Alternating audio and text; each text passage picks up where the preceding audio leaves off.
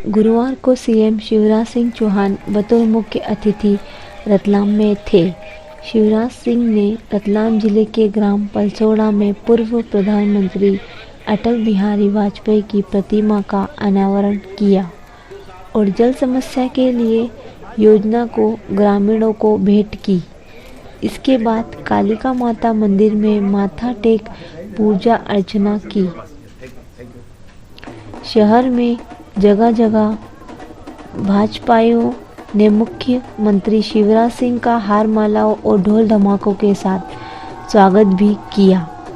मुख्यमंत्री ने रतलाम कलेक्टोरेट सभा कक्ष में शहर की 5 वर्षीय विकास योजना का प्रेजेंटेशन देख समीक्षा की।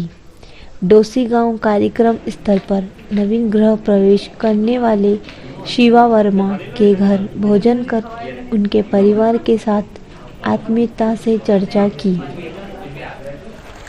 शिवराज सिंह ने शहर के विकास को लेकर कई बड़ी सौगात दी।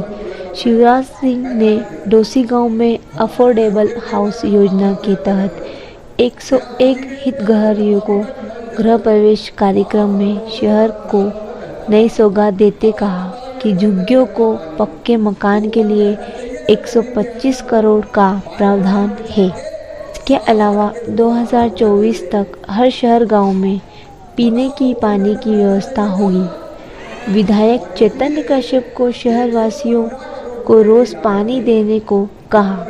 मध्यम वर्गीय 3000 परिवार को स्वयं आवास मिलेगा। अवैध कॉलोनियों को वैध किया जाएगा।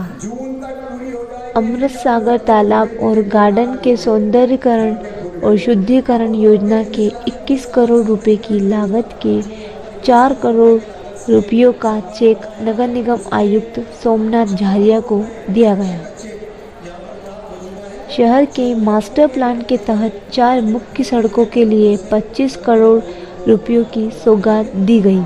115 करोड़ की लागत से बन रहे सीवरेज सिस्टम को जून तक पूरा करने के लिए आदेश दिए।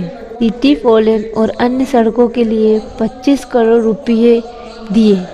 कांग्रेस सरकार ने जिन योजनाओं को बंद किया उसे फिर से शुरू किया जाने की बात कही। मित्र वंदना योजना में गरीब परिवार की महिलाओं को 16,000 की राशि देने का प्रावधान भी है। शहर कलेक्टर को आयुष्मान कार्ड ज़्यादा से ज़्यादा बनवाने के आदेश दिए।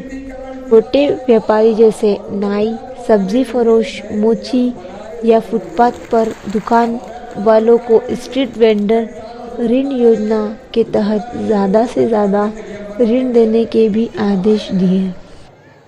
सुनिए मुख्यमंत्री ने शहर को और क्या क्या सौगात दी। सरकार के 2 ही लक्ष्य है, एक समाज के हर वर्ग का कल्याण और इसलिए संबल योजना फिर से चालू कर दी।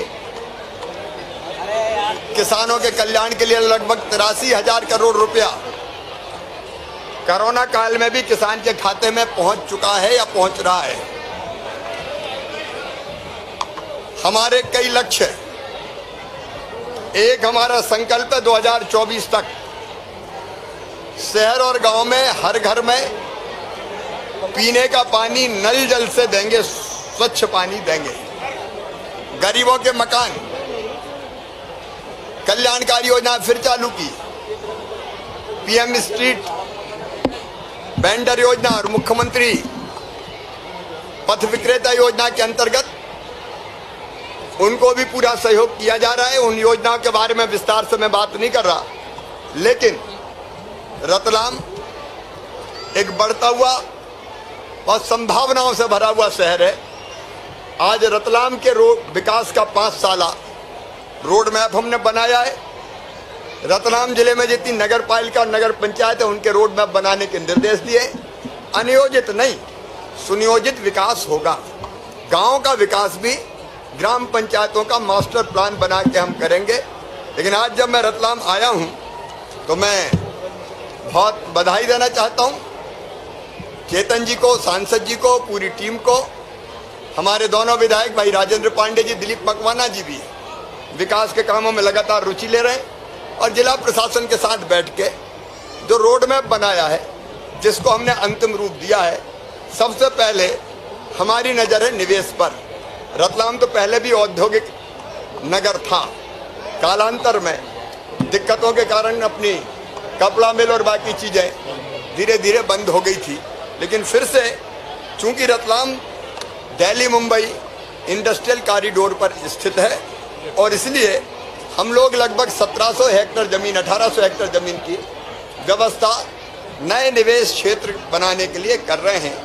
लगभग 1700 से लेकर 1800 करोड़ रुपया उसमें लगेगा, लेकिन हम निवेश क्षेत्र बना के टेक्सटाइल सहित जितनी भी और इंडस्ट्री आ सकती है, यहाँ गोल्ड कॉम्प्लेक्स, यहाँ सेब वाला तो आपको पता ही है पहले क्लस्टर बन गया, साड़ी के लिए भी वो हम प्रयास भी करेंगे और नया निवेश भी रतलाम में आए, इसकी कोशिश होगी।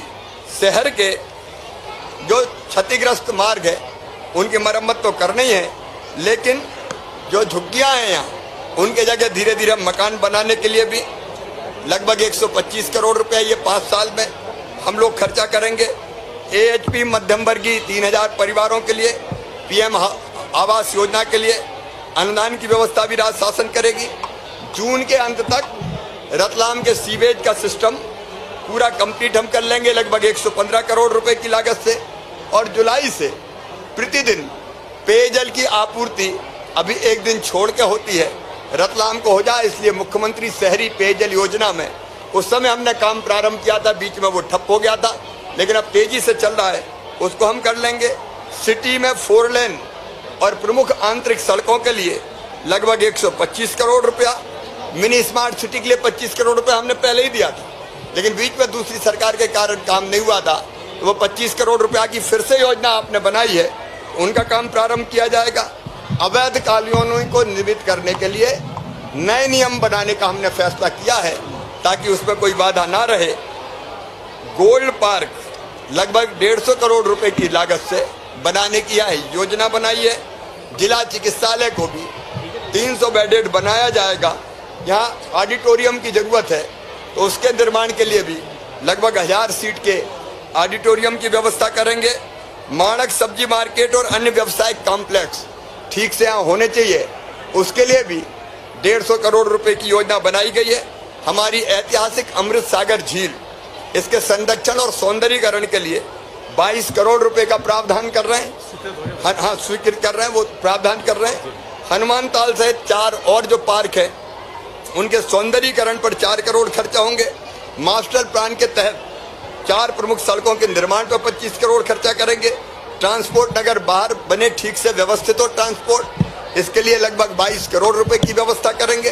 तो संपूर्ण विकास रतलाम शहर का हो, इसमें हम कोई कसर नहीं छोड़ेंगे। मैं फिर बधाई देता हूं चेतन जी को, सांसद जी को, कि वो लगातार दत्तचित्त होकर सेवा के काम में लगे हुए हैं। हमने जो योजना उनने बंद की थी संबल जैसी और बाकी किसानों की, वो सारी योजनाएं फिर से चालू करने का फैसला किया है, चालू कर भी दिए।